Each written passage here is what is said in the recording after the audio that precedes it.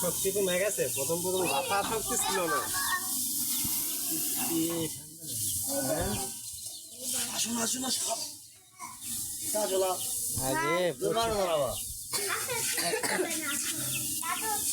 আগে অনেক এনার্জি ছিল।